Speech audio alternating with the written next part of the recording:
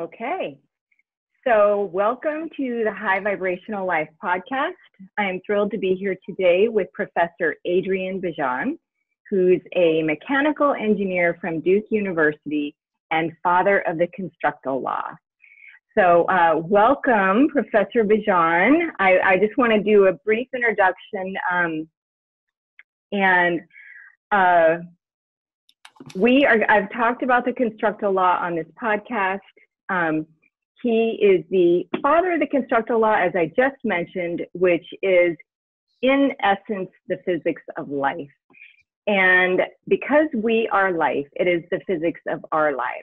And this is one of his books, The Physics of Life, which is brilliant, very scientific and technical for a brain like mine, but so interesting and brilliant. And his most recent book is Freedom and Evolution. So if you're interested in what he has to say today and all things flow, I would really recommend checking out these books. So welcome, Professor Adrian. Thank you for being here with us today. I thought, well, I'll let you say hello and then I'll launch into a little introduction story. Well, I thank you very much for the invitation to talk. I'm in fact flattered by the invitation because I've seen your work on video and also in writing, and I value very much your intuition, but also your ability of explaining it and engaging your audience in this timely new look at the nature that involves us, and all for the better life for all of us. In fact, science is about what I just said, and it's about what you also explore. Science, it's about making the surroundings a better and better niche for people, and so it's a big project. The one that you and I are discussing is not about one idea. It's about where we come from as wise Homo or sapiens. We're in this enterprise of being smart and good for ourselves and for those who are dear to us. That's the big idea. Yeah, it is a big idea, and you say that it's universal, which is, it's interesting because we come from two very different places, right? You come from a scientific perspective, and I come from a very subjective perspective with feelings and in my world. Yet we both seem to have had intuitive predictions that led us to the place that we are today, respectively. Well, Kim, we're coming from the same place. I come from my parents. I come from a home in which I was raised. I was raised as a basketball player, never mind the scientific aspect, which came much later. And it is from that origin that I acquired this taste for looking around and seeing the oneness that characterizes all of us, and the interdependence, if you will, between the human-made and the not human-made. There is a oneness to this evolving flow architecture, and it pays to understand it, and then once you understand it, again, because of who we are as a wise animal, we make better use of it. For a better life, for longer life, for a safer life, for all these great objectives that go unquestioned in every culture, not just in Western civilization. So that's basically what makes me very, very comfortable discussing this with you. The education, yes, my degrees are in mechanical engineering, and I plead guilty for having tattooed that way. But the education really is in thermodynamics or physics, for that matter, which means the science of everything that moves because it is driven by power from fire. Originally, it was the steam engine, the locomotive. It still is. Fuels are burning. Food is ingested by animals. And is that embodied energy that once released through a contrivance called a machine or animal design becomes movement. And that movement is not rigid, is not a prescribed movie script. It's constantly evolving. Again, wisdom is involved in the rewriting of the movie script along the way.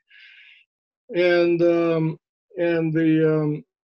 movie gets better because of the evolution of the contrivance that vehicles the body.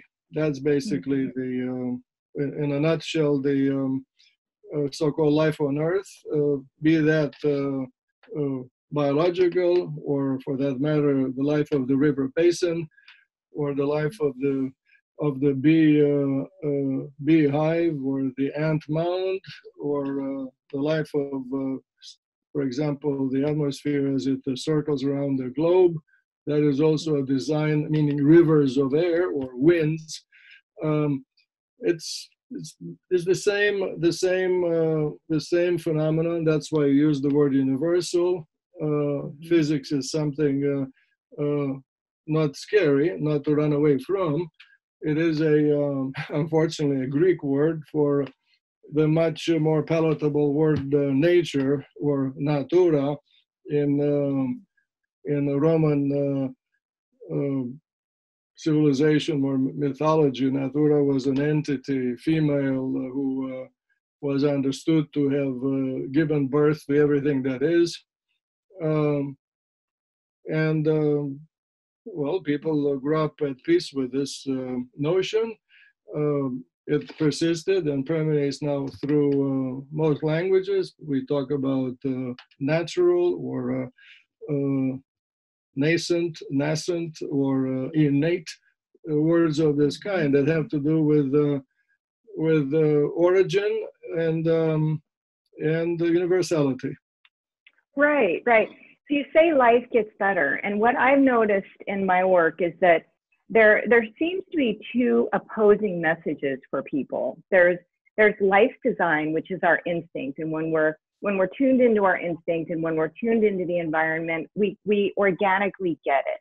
But then there's a message from society that's pretty contrary to what seems to be our natural design, which in my view, our natural design is that we're more of a container or a vessel than a subject that's meant to be constantly adorned and constantly fed. And that when we align with our natural design and express ourselves authentically, we're at peace and we're healthy. And like you said, life does get better naturally, just evolves. And when we align with the society design of the constant self-focus and what I call reverse flow, life doesn't get better, it gets worse. What are your thoughts on that? Well, the society, or the phenomenon of social organization, is part of this niche that each of us acquires in life, but also, I would say, long-term as civilized beings. We belong to a family, we belong to a neighborhood. Earlier, there was the tribe, or the hunting pack. And these things, the coming together of individual, in fact, we see it in animals all the time. The coming together of individuals is an expression of selfish behavior. It's easier for the individual to move through life, meaning through the environment, for all the important things, finding food, finding shelter, mate, all these things. It's easier to move not alone, not one against the world. One against the world is the formula for a short life. But okay, there is people say power in numbers or safety in numbers. There is a efficiency in numbers. It's easier to move together. You see it in the movement of packages on the surface of freight on the surface of the globe.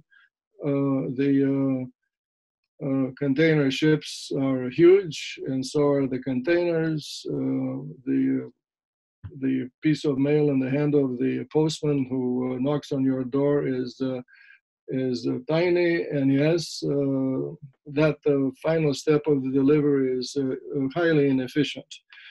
And but it takes all kinds, the few large and the many small, to move stuff on Earth. The one word for it I just said is hierarchy, or non-uniform distribution of movement, or multi-scale. These are buzzwords from science.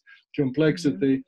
But from the social organization standpoint, the word that characterizes things is hierarchy or inequality, or stratification in some circles. But it is all natural, and it is worth knowing. And worth knowing is why it is happening naturally. It is happening naturally because this is the most economical way, the easiest way for the whole group to thrive. This, as opposed to the one size fits all, where once upon a time, that was the design. That was before hunting and gathering. In hunting and gathering, even if the hunter was alone, he was not alone. He had a dog. The dog was the first domesticated animal for hunting. And once again, the smart or wise human is looking around and picking up what helps. And in fact, what I just said, picking up what helps and keeping it is the icon of what evolution really is. What works is kept. Lessons that you prepare and distribute are kept if they're good. My books, the same way. The laws of physics that I learned as a student at MIT have been kept for 200 years now, and because they're good, meaning they are reliable.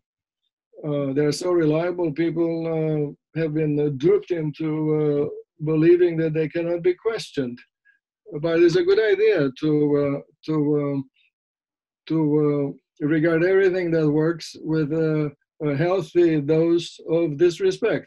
Not in the insulting sense, but in the sense that, hey, wait a minute, is this really so? Exactly.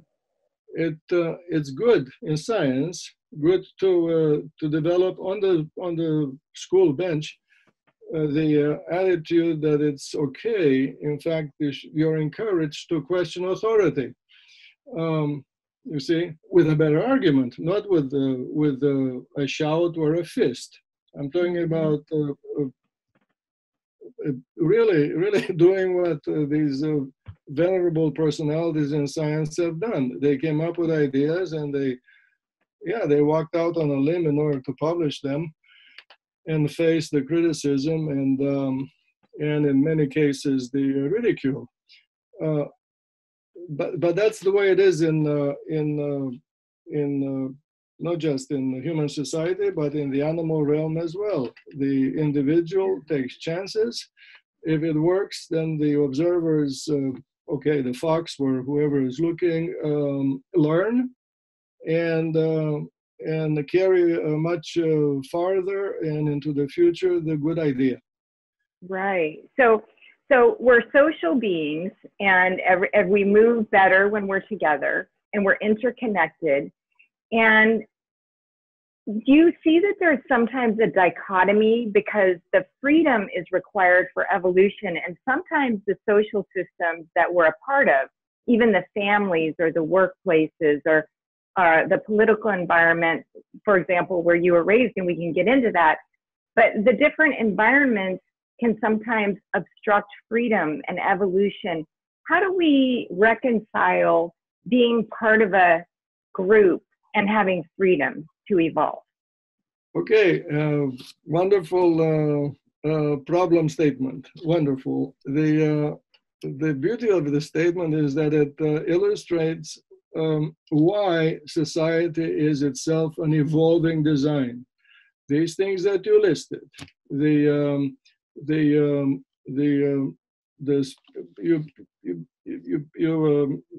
gave a few examples of straitjacketing that has to do with old rules or habits or old laws. Well, the feeling of revolt that comes out of our discussion is the fuel for the changes that are bound to happen in those rules. The rules of society are, in fact, the present rules, they came from having questioned the pre-existing rules. You look at every domain of the social organization, say religion, it has undergone changes, evolution. In some religions more so than in others, but religion today on the globe is not what it was, say, 2,000 years ago. Is the same with science itself. Science itself has morphed along the way, discarding what is not as good as the flavor of the day, the better idea. It's my best book of metaphors is sports. Sports are evolving in many ways, not just in how the game is played or how the players look or where the players are coming from, but the actual rules of the game are changed from decade to decade to make the game obviously more interesting, more exciting, more marketable, more economical. The design of the stadium also is evolving. Even the design of the swimming pool or the design of the dirt track is evolving. Or the design of the running shoe is evolving. All these things, no matter how mundane, are part of this evolutionary design of our niche. And I love, oh, sorry. That's what it is. For the society, I want to come back to the straitjacketing. Yeah. The straitjacketing, in fact, you began with aspects, negative aspects of how society impinges on the freedom of the individual and so on. These things happen. They happen in the flow of the water down the big river. Meaning the water encounters a fallen tree trunk or a big boulder, and that of course is an impediment. It happens all the time, and for that particular moment, in that particular spot, the flow appears to be contradicting the big idea. The big idea being that what flows has in its nature the tendency to configure itself to flow more easily. And so this tendency is about the big picture. In time, you can be sure that the entire river basin, or for that matter, the whole society that goes voting, marshals its forces or ability to make changes to move that tree trunk out of the way, or to move the boulder or eroded, you name it. The point is, there are two things here. There is the big trend, the big picture, and then there are very many points and moments of hiccups that constitute the meat and potatoes of evolution itself, which means design change, adjusting this little course here, smoothing this corner over here, patching this over here, or sculpting something out of here. All these things, you can use the social organization equivalents of these words that I speak. This is evolution. There's constant change, and it happens, most of it is obviously immense numbers in society that go unnoticed. They're done quietly. They're done quietly. A person walking through the park and picking up the trash, say plastic bottles, is effecting change, and nobody knows, but the effect is good. And when observed by other people who walk through the park, that good idea spreads quietly. Nobody knows. Of course, it translates into less money having to be spent by the city to send workers to pick up the trash. I've seen drivers in front of me stop and pick up trash from the road on which I'm driving. This is common, okay, especially in the low density areas such as Durham, North Carolina. But okay, so you see a good idea, you're in fact fortunate, because that idea empowers you to do better tomorrow. This is what goes on in science all the time, or this is why people read scientific publications. They don't steal; they simply learn by reading. The way they listen to your teachings, it's good. It's good. I love that, and I want to come back to the straitjacket and fire part. But before we do, could you tell podcast listeners in your own words, because I've shared it several times, many times probably, but tell us the definition of the Constructal Law.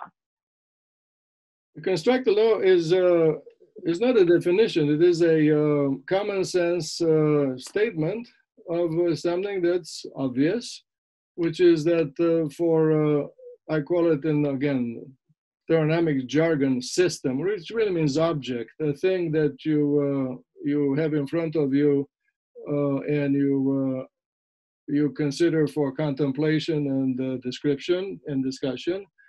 For an object which has finite size, I'm not talking about one molecule here, I'm talking about a thing that I can make a drawing of, okay?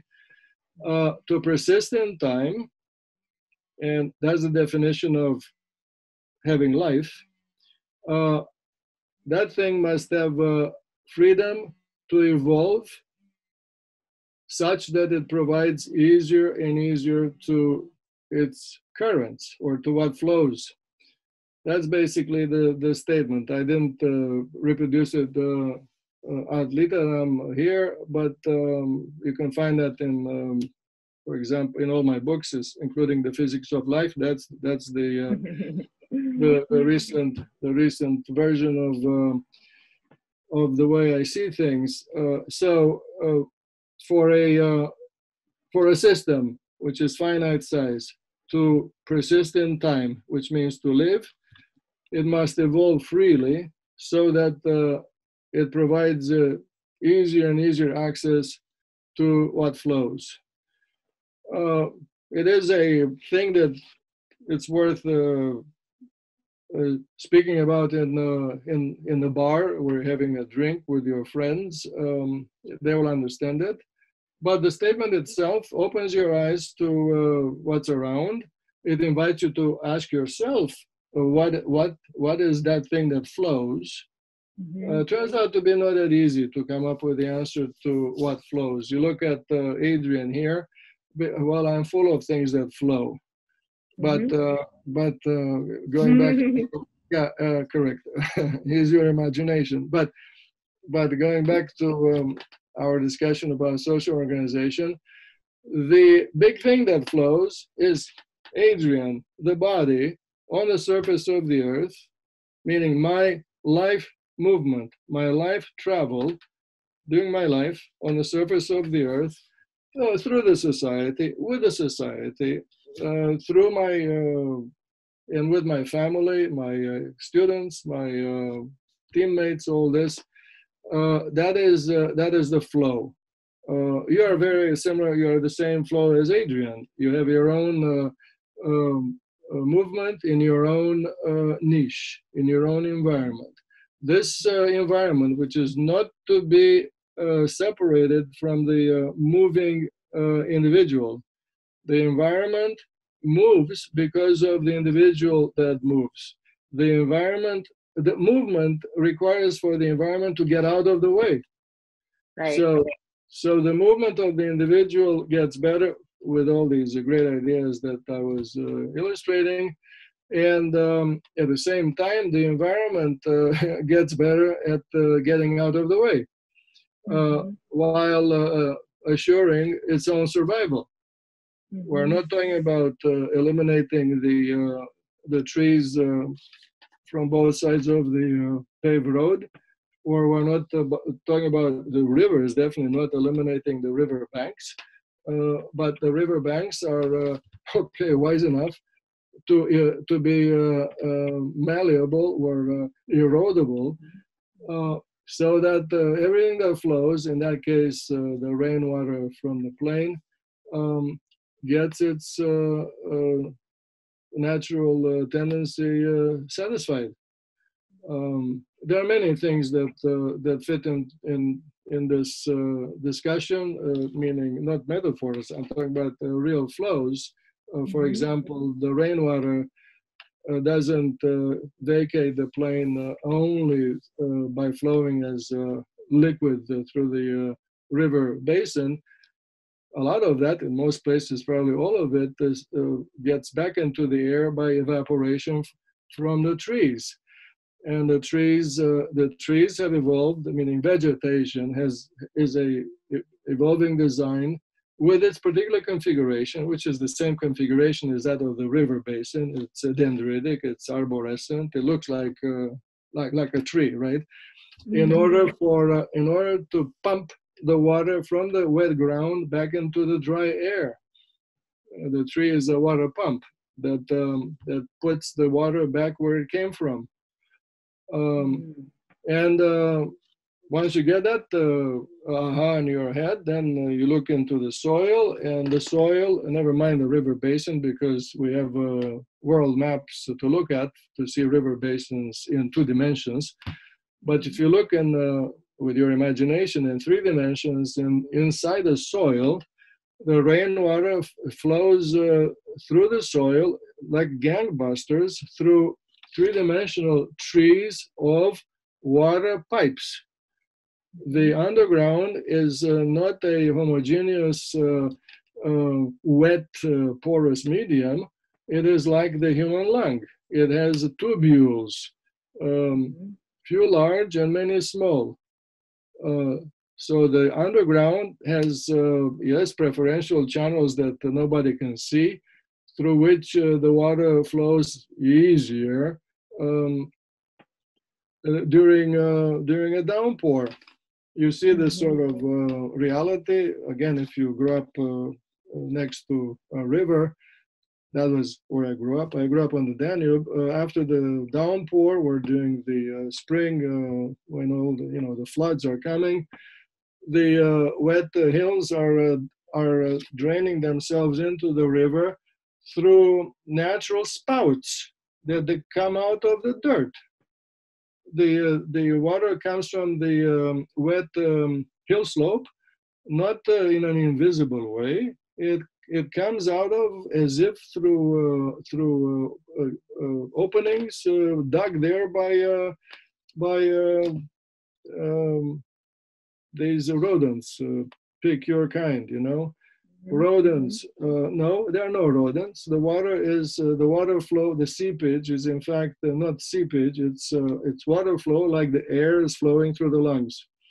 But you get this notion, meaning this aha, if you recognize that everything that constitutes our geosphere, with of course the biosphere embedded in it, is uh, designing itself and redesigning itself every minute of the day in the same direction of this particular, let's call it, movie of animated drawings. The direction being toward configurations that flow more and more easily. And this movie never ends because there are disruptions all the time. The disruptions come from bigger things that do the same thing. For example, the atmosphere contorting itself to flow more easily means thunderstorm here or a hurricane over here, and meaning big things that create, for the moment, havoc in the life, meaning flowing and morphing of the smaller things. So so there is let's call a randomness in the assembly, randomness that has to do with the fact that everything that's trying to enter in the crowd that's trying to enter the stadium, some of the individuals are big, powerful, and unruly, and many are small and meek, and they do their best. They do their best while the whole crowd is in fact making the best possible progress into the stadium. Right. I love it. It's so profound once you realize how universal this law is. And you spoke earlier about when you're in an environment that's oppressive and kind of not allowing for flow and evolution. And I'm wondering if you could share a little bit about your background and how your environment kind of ignited the fire in you, and maybe how that's impacted your life going forward. Yeah, correct. There's a reason for everything. In this case, the misfortune of growing up under communism during the most murderous phase of that, which was the so-called dictatorship of the proletariat, when parents were arrested at night, disappeared. Many didn't come back at all. Mine did come back. There was a regime of terror in which we were raised, but that was coupled by two phenomena. In school, there was indoctrination that was going on, which was, of course, going against the culture in Romania. Romania was part of Europe. We were, like everybody else, you tend to associate with the concept of European. And then all of a sudden, there is a one-line script that's being repeated every day. That was in school. At home, it was the old way. At home, my parents were educated during freedom. My father, a veterinarian, my mother, a pharmacist. They never bent, they never wavered. And they were talking things that have to do with old books, books that you are raised with, old ideas they've been successful forever. And certainly science and mathematics, these are things highly valued on the street on which I was raised. And what does Adrian do in this environment in which with one ear I'm hearing one thing and with the other I'm hearing another thing? Yeah. I am comparing, I'm questioning, and I'm doing it quietly because you cannot open your mouth in that regime. But I got into this habit of asking myself, why is that? Or does that make sense? So I was unaware that I was getting good at this sort of thinking. It worked very well in, say, solving mathematics problems, say the Olympiads. It helped there, okay? It helped my getting into MIT. It really helped. And it certainly helped in my career in science. But now this sort of upbringing it bears fruit, because it's about questioning life, questioning the future, and coming up with a more coherent view of how to predict the future. Nobody is a Nostradamus here. I'm not playing that game. Okay.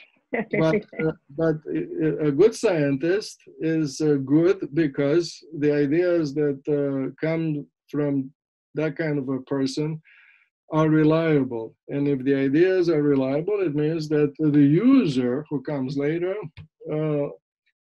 is a better predictor of how tomorrow will be.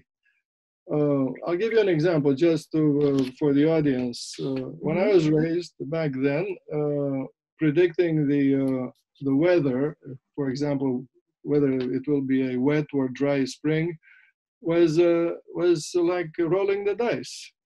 Weather prediction was really, really tough, and all the time unsuccessful. Today, you see the weather not only for tomorrow, but for the whole week by watching television, because of science. Science that, of course, led to technology. By the way, technology arches back and improves science, and all of a sudden we have satellites. We have a whole sphere of satellites that inform the thirsty population with knowledge that's good for how to step in life better when you wake up tomorrow. True. Yeah, that's a good example. And I just want to remind listeners, from your story, how being in a situation that is inhibiting freedom and a controlling environment, how that just fuels the fire for the right mindset. It just adds a certain level of motivation if you're open to it, and to remind people how optimistic this truly is. And I want to get to that as the next question. But your story is one of incredible optimism, and your journey going from that environment to now actually writing and teaching about freedom and evolution. That's profound, and it should be hopeful for people listening today. So tell us about, we're coming to the end of our time here, but as we wrap up, you've talked about the Constructal Law as being physics of optimism, and maybe you could just tie a bow on all this with what right now, where many of us are still in quarantine or being very cautious, still very much alive, this coronavirus. In terms of what we're dealing with and society as it is, with the straitjacketing that tends to come with it, how can we take this Constructal Law and feed our optimism with it? Well, you see this, the answer to your question is on display right now. Society, obviously, the individuals who, in fact, account for the movement in society are already speed walking toward more freedom, and bit by bit,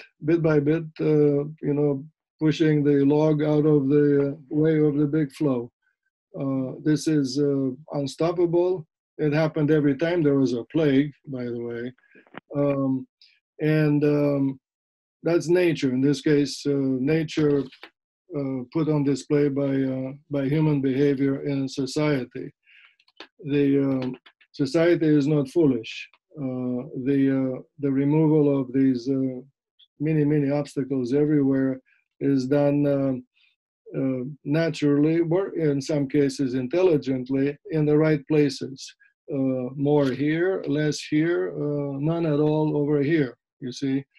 And that's the way forward. And again, nobody asked me to predict it, but my wife, who is actually laughing at my utterings every day, they're full of predictions of how things will be. In my family, this sort of optimism is the subject of many jokes. Well, on the moment, things are imperfect. On the moment, there is suffering. On the moment, there are bad decisions. You know the many, many examples. Yes. Speaking of the coronavirus. Yes. But given time, life moves forward and it finds its previous now dried up riverbeds through which to flow. You just give it time, and it's just like the new rainy season, say in Saudi Arabia somewhere, finds its way through the previously dug river channels. That's what's happening and will be happening big time anywhere where there has been a slowdown.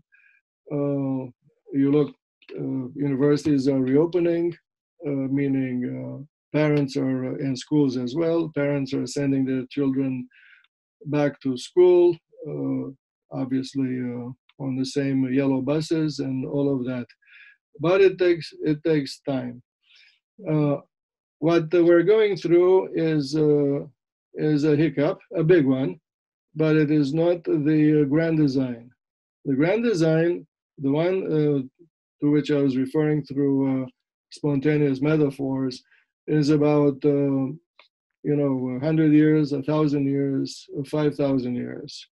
The grand design has been toward obviously easier life, with more advancement, more prosperous, safer, and all that. But it is basically the march toward greater freedom for the individual. A life during antiquity, which was basically slavery for many, is a thing of the past, even though slavery exists today on the globe. Literacy, absent even recently. Now it is to be found in only half of the world's population. Literacy, for that matter, illiteracy. So this is imperfection that has a tendency of decreasing. Scientific exposure is another thing that's been going up, but that doesn't eliminate the belief in religion or mysticism. See, things from the past, if they work, they're kept, like the cart pulled by the donkey in say old Europe or Anatolia. These things, the world, and for this reason, because what works is kept, and on that the new comes as the cherry on the top, is responsible for the cry that the world is becoming. Complexity in the world is growing exponentially. By the way, nothing is growing exponentially anywhere, because I can draw for you the curve called exponential, and you'll never see that anywhere in any description of natural phenomena. Other things are growing at an accelerated rate, but not the exponential. And for those who know mathematics, the reason for my comment on exponential is that the exponential is a curve that starts from time equals minus infinity, okay? Not from time equals 0. So say the plague started at time equals 0, and it grew in the beginning is called a power law, not an exponential. So that's a footnote that is good for the geeks. Yeah, that's right. The point is that there's the big picture, there's the big trend, but nature is a combination of two things: the big trend or the phenomenon, which is called evolution, and that trend, which is predictable, by the way, because of the Constructive Law, is peppered with outliers, these hiccups, these examples of things that seem to contradict the trend. And there's no contradiction because the trend is defined by the movement of large entities. And the fuzz around that line that I may draw on a piece of paper, the fuzz is a part of nature. And but the outliers, those entities, change from one individual to another during shorter times, meaning they have short lives, because again the log is being removed by the flowing river. And but there will always be deviation from the trend, but the deviations themselves, in fact, announce even more loudly the presence of the trend, because the concept of deviation means deviation with respect to something, which is the reference. In this case, the trend, the riverbed. You see, so all of that, I think, becomes more clear if one takes this attitude of stepping back and seeing the individuals not alone as objects drawn in the geometry book, but belonging to their own environments, with the environment, in fact, behaving in the same way as the individual, meaning with freedom to morph. And then this, let's call that a dichotomy, individual evolution and environment evolution. And then if it's about the water flowing, then on top of that is the equivalent dichotomy of people flowing, or the equivalent dichotomy of, say, this family of foxes in my yard flowing, and the U.S. mail flowing, and all of these things on top and on top and on top. They look like confusion, but in fact, they're like the many, many pages in a thick book, each page telling the same story. Okay? Yes, exactly. And I would add to that, the human spirit is flowing. And as much as we have, many people have what seem to be obstructions in their way right now, and logs that have fallen in front of their lives, and landscapes that have been cut off, like, as I like to say, life flows, and it will never stop flowing. And so I appreciate what you just said, because it reminds us to be optimistic, and it reminds us to be hopeful. And to rely greatly on what drives all these things. You call,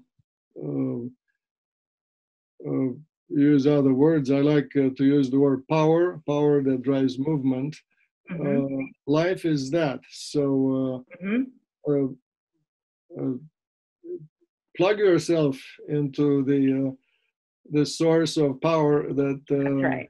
drives everything. That means everything from watts in the electric outlet to food in the refrigerator, and of course the work that these things sustain.